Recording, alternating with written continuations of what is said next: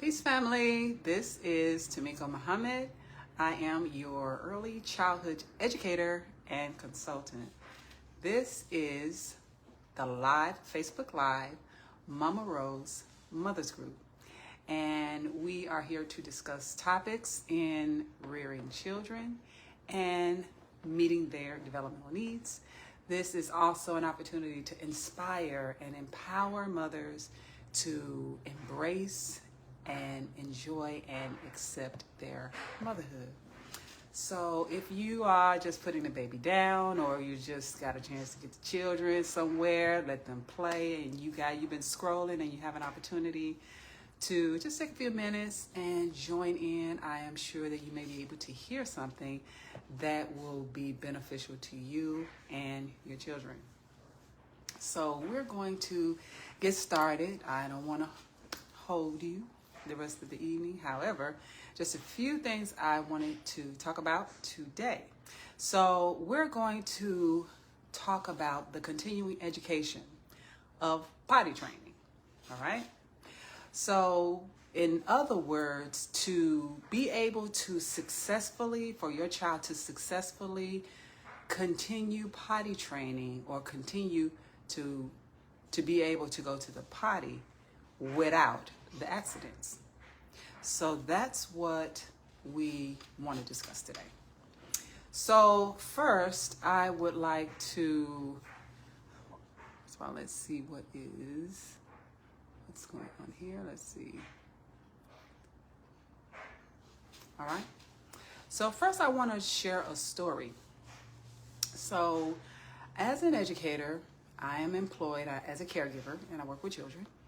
And I observe all the time. I'm always observing other educators, and I'm always observing other caregivers with our students.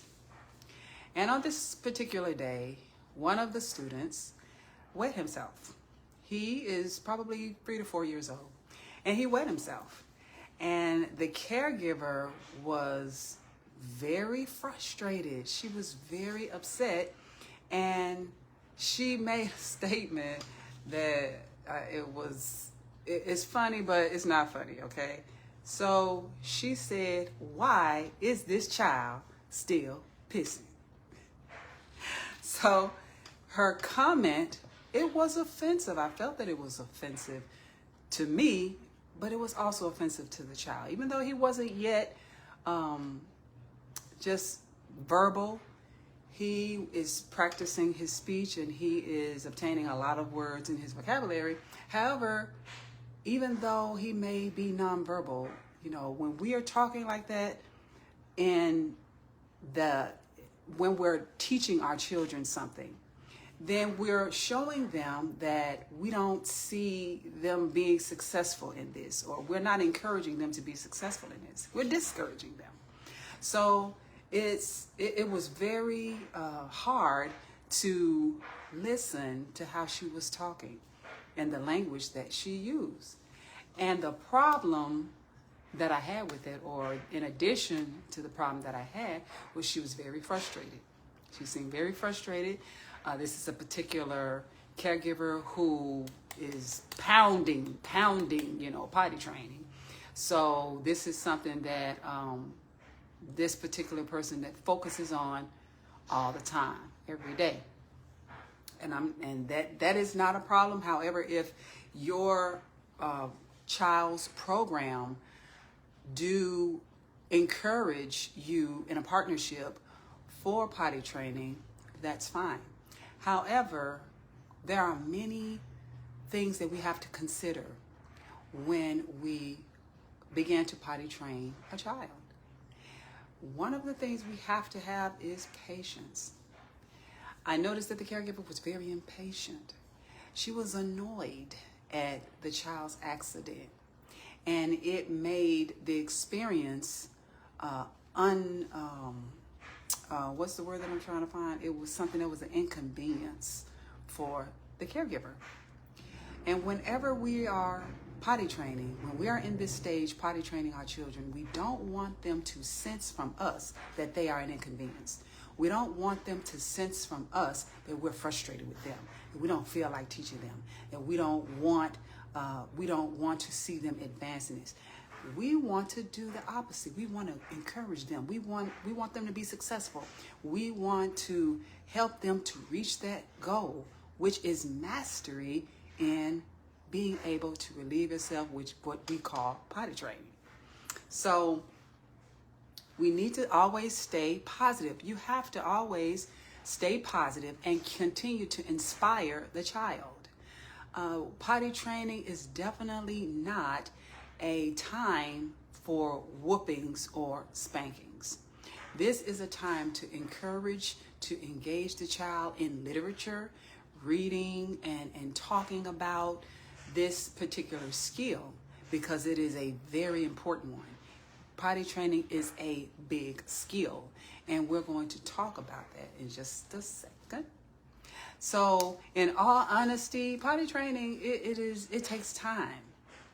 It takes time to be fully potty trained, because the goal is not to just go to the toilet and put the matter in the water, or, to have a bowel movement or to urinate. The goal is for them to master this skill. And it is important to master this skill because it is a comprehensive skill. So there are a lot of gimmicks out there. There are a lot of, we're going to potty train you. You can potty train your child in 3 days. You can potty train your child in a week. You can potty train your child in 3 months. All you have to do is this and this and this. And that's okay. Yes, your child may be potty trained in that time. However, there are other skills that your child may be lacking. And it's important for your child to be fully potty trained and have mastery of this particular skill. So as I had said before, potty training is a comprehensive skill. It is one of the largest, one of the biggest skills that your child will ever learn in their life. It is one of many skills that are comprehensive. When I say comprehensive, that means that this particular skill involves all of the learning domains.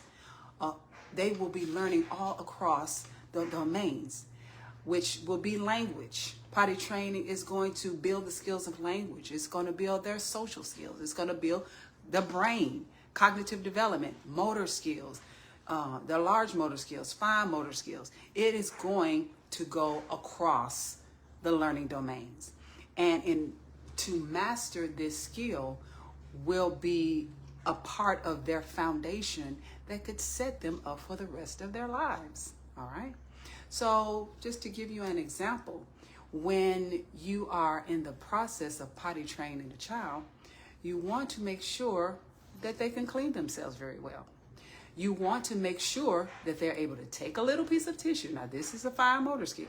You want to make sure that they can take a little piece of tissue, tear a little piece of tissue off, and wipe themselves without it coming all out on their fingers.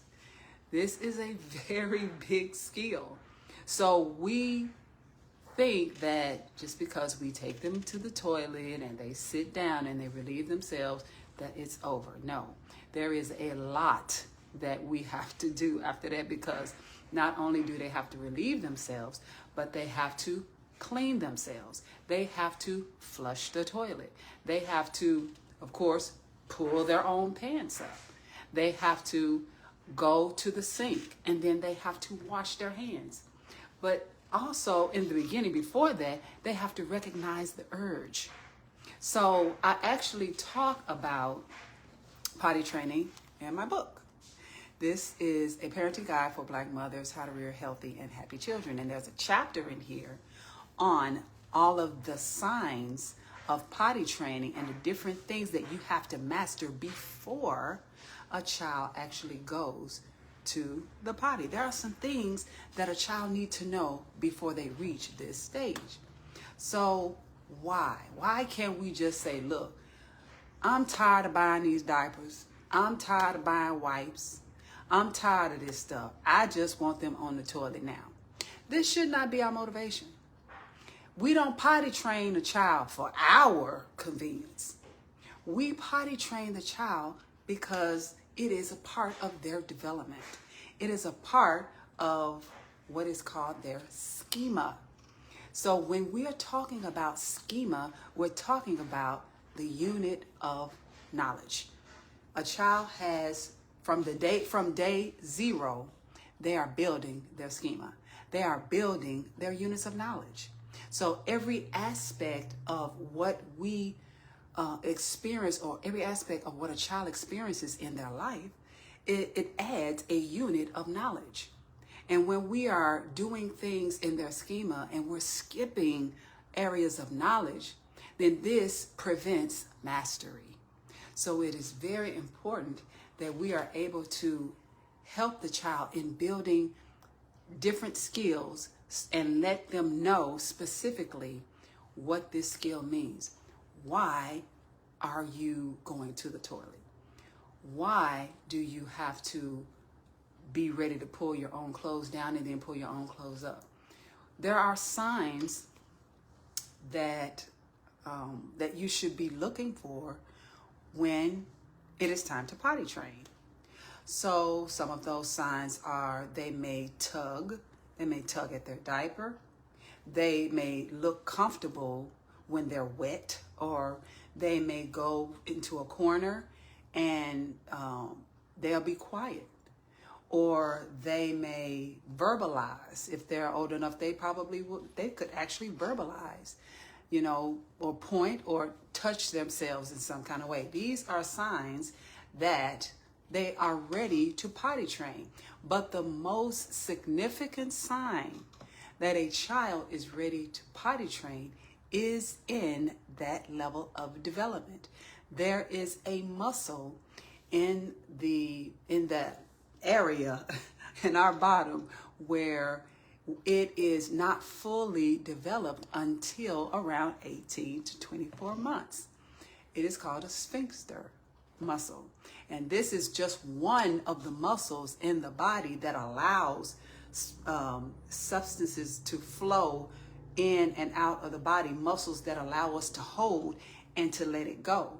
And this is the muscle that must be fully developed in order for the child to be ready to potty train. And this is the reason why doctors say, you can start potty training around 18 to 24 months.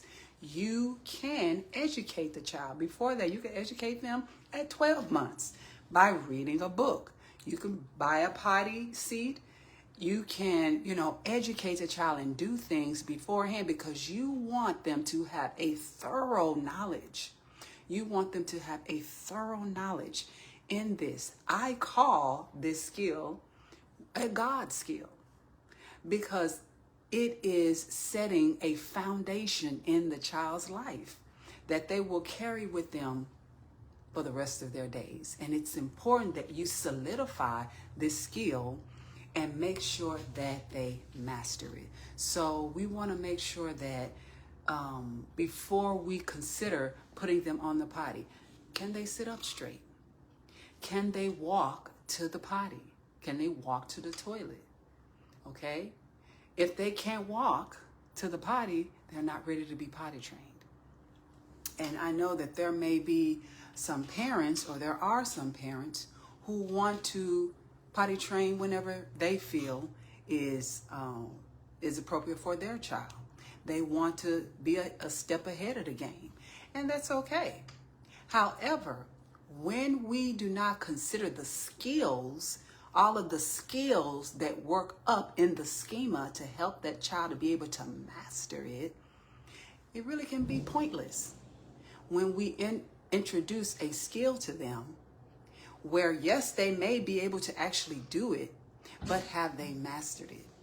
So this goes back to the young man in the beginning of my story who is potty trained. However, he is still having accidents. So there is a reason why the child still has accidents.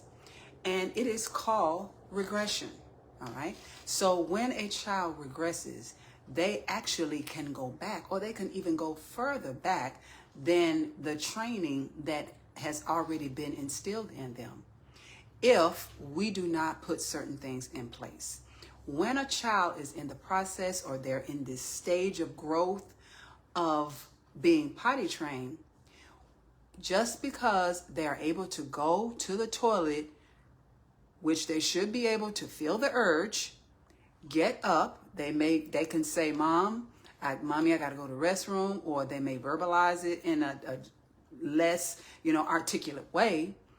But these are things that they should know before we consider this a mastered stage. So just because they're able to do this, it doesn't mean that we stop. Oh, they're potty trained. I don't turn my back anymore. I don't look. You still have to continue to watch them.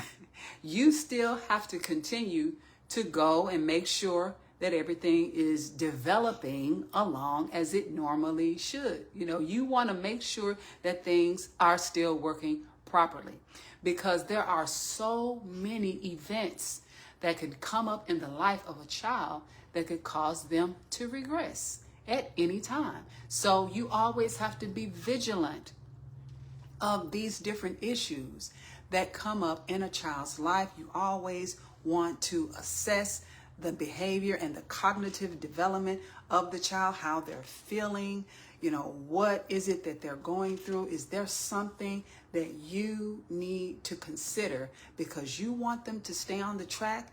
You want them to continue to be able to get up on their own and go to the potty and have confidence in themselves. This is another reason why potty training is a comprehensive skill, because it also instills confidence, which is what we need as adults, but we can get this in the first 5 years of life.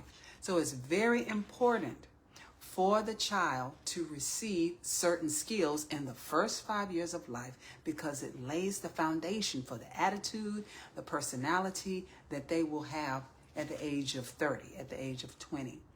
So this is another reason why it's important to take your time, to not put time on potty training, making sure that the child knows every skill.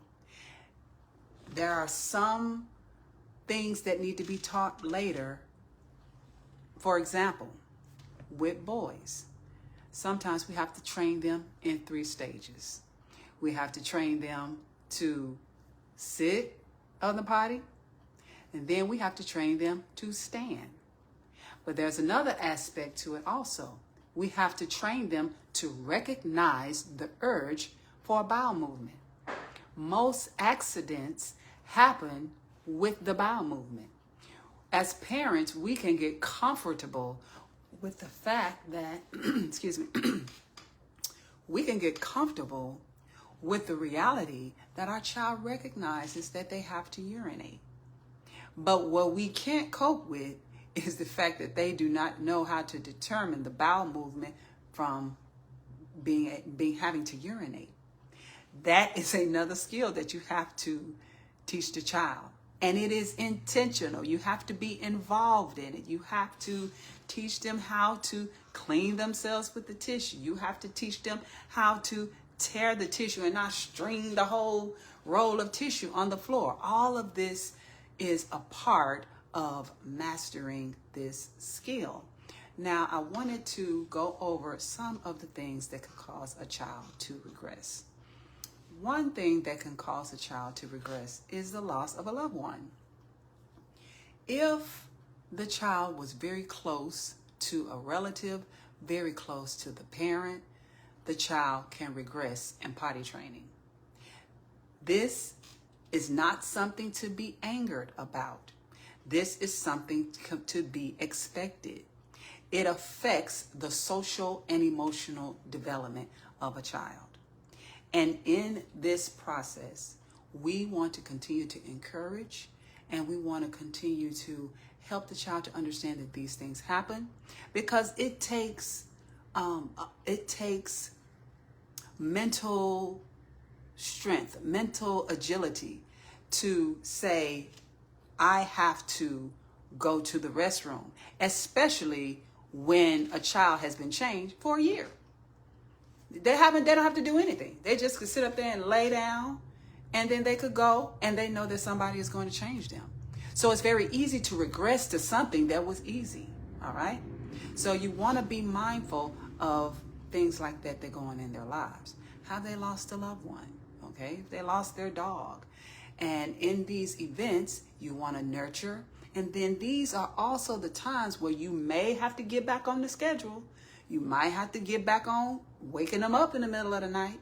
You may have to get back on making sure they're going every 2 hours. You may have to get back to some of that, which is the reason why you don't want to just cancel it out, because the goal is mastery. All right.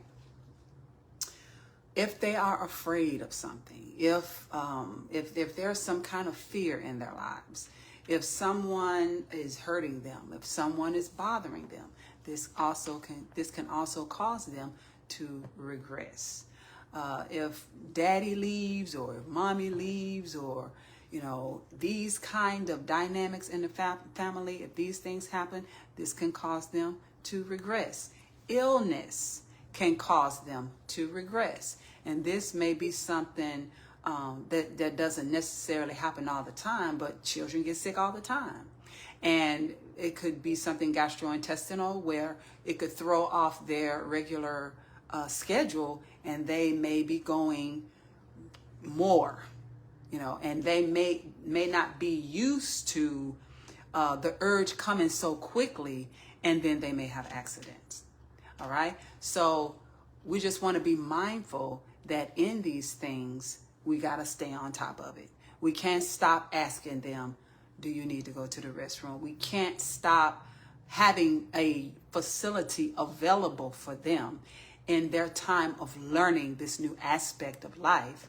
Whereas before then, they have been cleaned, they have been changed. This is something that they spent a year doing. So we want to make sure that, it's okay to go back a little bit and make sure that they understand it and make sure that they know it.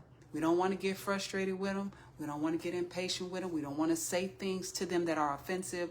We want to help them to gain this very powerful skill. Stress is something that can cause a child to regress.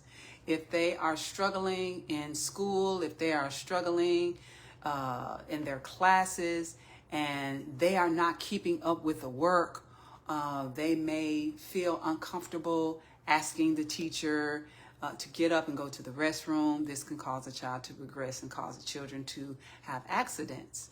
So we may be familiar, or we are familiar with children who are 5, 6, 7, 8, 9 years old, and they're having these accidents. But at this point, they are wetting the bed.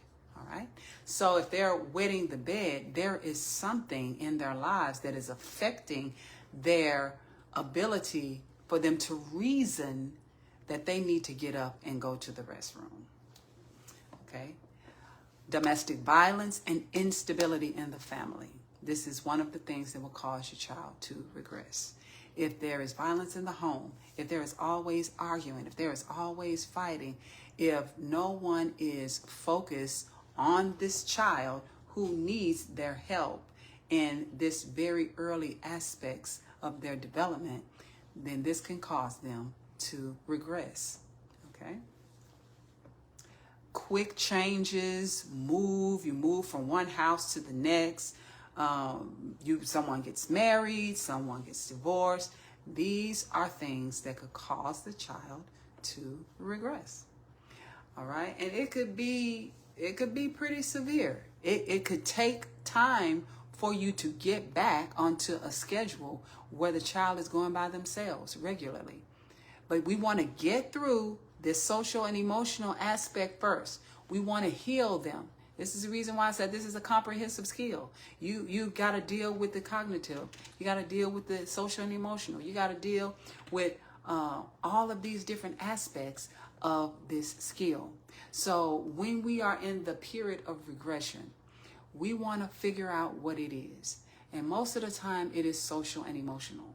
And we want to deal with whatever it is that this child is going through, helping them to cope with it, with breathing techniques, helping them to be able to redirect their anger or their discomfort in a positive way so that they can get back on track and know that their body has needs and they have to answer that call by themselves responsibly. All right? So this is important, or this is the reason why we have to make sure that we're still helping that child in learning how to go without accidents. We want to be mindful of events. We want to be mindful of the nature of the child's experiences. Their life experiences can interfere with their training. All right? It can interfere with them in so many different ways. So we just want to be mindful of these things.